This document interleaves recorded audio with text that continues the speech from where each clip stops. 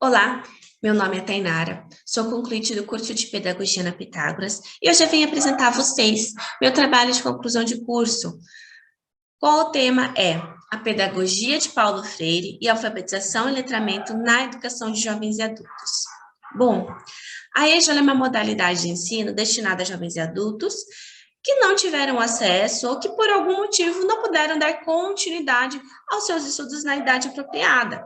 Então, o presente trabalho nos traz acerca das contribuições e reflexões de Paulo Freire para esta modalidade e a importância das práticas pedagógicas no processo de alfabetização e letramento na EJA, segundo a abordagem de Paulo Freire, no qual ele enfatiza a importância de respeitar a vivência e realidade dos educandos. Por problema de pesquisa, quais os desafios no processo de alfabetização e letramento da educação de jovens e adultos? Por objetivo geral, compreender os desafios no processo de alfabetização e letramento da educação de jovens e adultos. Já os específicos, abordar a história da educação de jovens e adultos no Brasil, fundamentar a pedagogia de Paulo Freire e a sua metodologia para a alfabetização de jovens e adultos, e compreender o papel do professor no processo de alfabetização e letramento na EJA, para uma formação autônoma, crítica e reflexiva de acordo com a pedagogia de Paulo Freire. Bom, agora eu vou relatar alguns momentos da trajetória da história da educação de jovens e adultos, que, como segundo Cunha relata, no período colonial, a educação de adultos ela era destinada à doutrinação religiosa, ou seja, ela era vista mais pelo cunho religioso do que educacional. Do período colonial para a República, nós tivemos algumas mudanças, ocorrem algumas transformações, né? Como Carvalho destaca que na década de 20, com o término da Primeira Guerra Mundial, ocorre um grande interesse pela educação elementar. Ou seja, há uma preocupação e uma necessidade de combater o analfabetismo, pois naquele período o interesse, né, era em aumentar as bases eleitorais. Então, esse era o intuito, né? A preocupação não era na qualidade da educação de jovens e adultos, mas apenas em aumentar as bases eleitorais. Já no período de 1947 e 1963, nós temos as 3 primeiras campanhas de alfabetização. A campanha de educação de adolescentes e adultos, a campanha nacional de educação rural e a campanha nacional de erradicalização do analfabetismo. Porém, neste ano de 1963, essas 3 campanhas elas são extintas, pois elas não correspondem às perspectivas políticas da época e muito menos compreendiam o analfabetismo.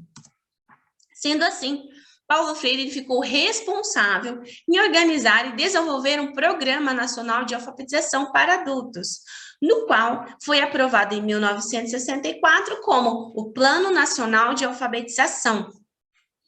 Porém, neste mesmo ano, ocorre o golpe militar, né?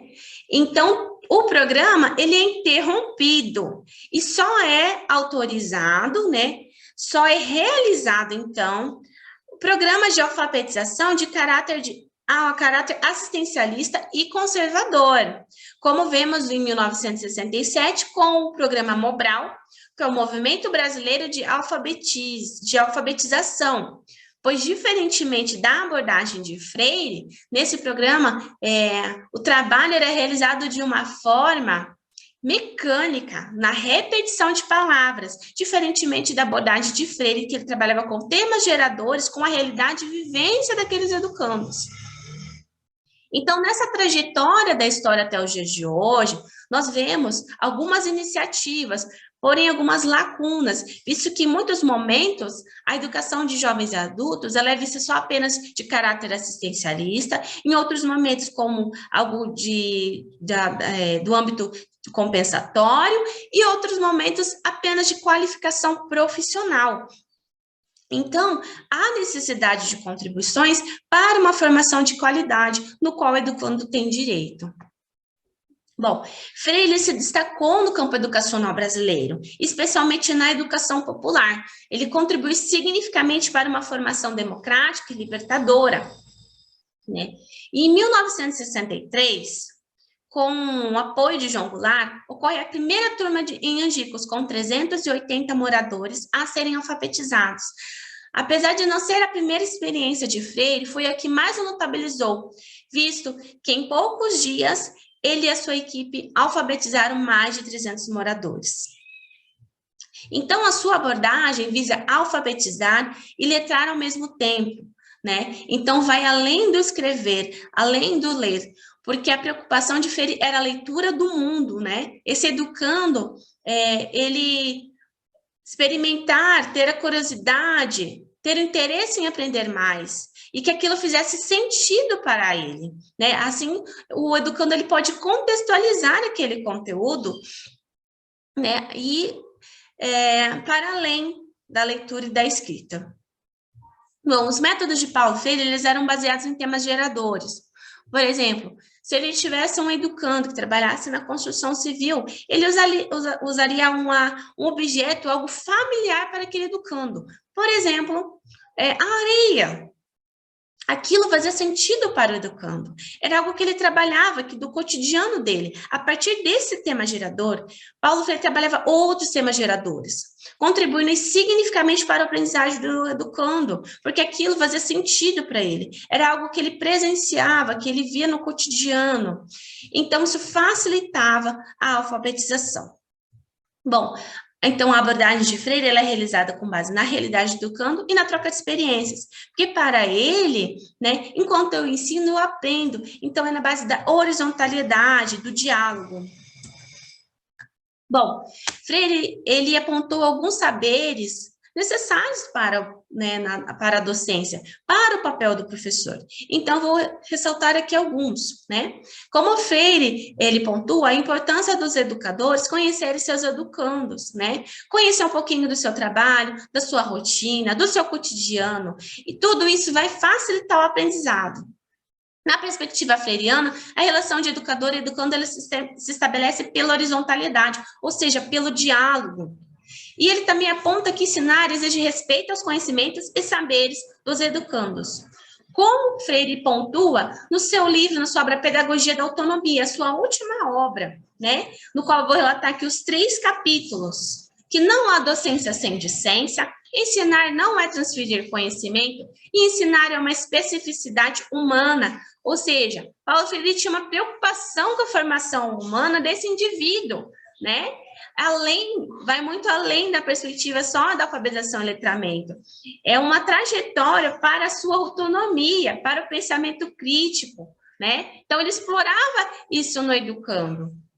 Vemos, então, que são diversas as contribuições de Freire no processo educacional, conceitos e aspirações para uma pedagogia libertadora e emancipatória, ou seja, Freire ele fazia uma crítica à educação bancária, né, no qual apenas o professor falava como fosse um depósito realmente de conteúdos para esse educando, o qual ele assimilava e recebia passivelmente esses assuntos, esses conteúdos abordados.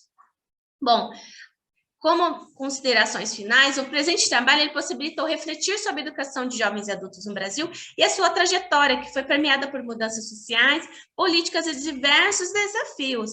Então, Freire contribuiu significativamente na educação de jovens e adultos, através do seu método de alfabetizar e letrar ao mesmo tempo, para o processo de libertação e conscientização, né? Então, ele levava o educando ao pensamento crítico, reflexivo, para a sua autonomia.